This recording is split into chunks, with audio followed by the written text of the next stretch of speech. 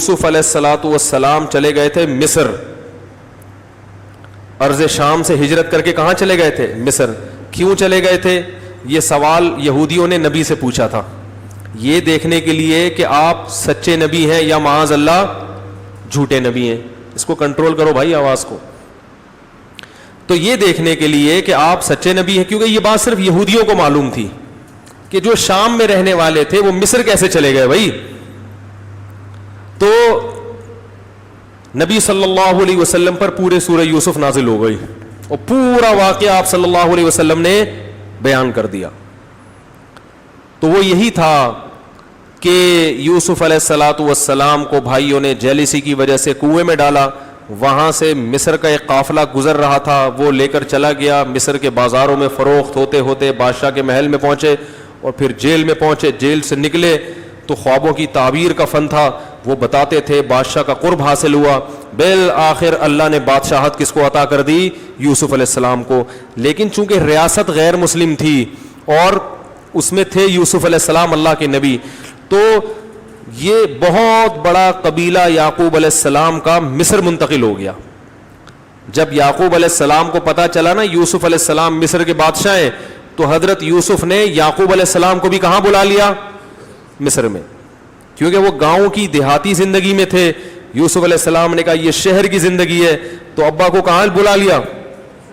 اس سے یہ بھی پتا چلتا ہے میرے بھائی کہ بچہ اگر کسی اچھی جگہ پہ رہتا ہو تو مصر ابا کو بلایا، انہوں نے اپنے والد محترم کو کہاں بلایا؟ مصر۔ تو یعقوب علیہ السلام اپنے پورے قبیلے، اپنی آل اولاد کو لے کے، اپنی بیویوں کو لے کے، اب بیویاں تھیں تو میں کیا کروں بھائی، ایک نہیں تھی ان کی، پیغمبر سب زیادہ شادیاں ہی کیا کرتے تھے، صحیح ہے نا، میں مجبور ہوں یہ کہنے پر ٹھیک۔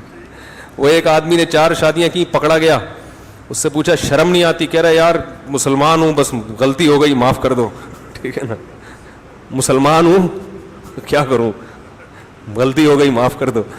تو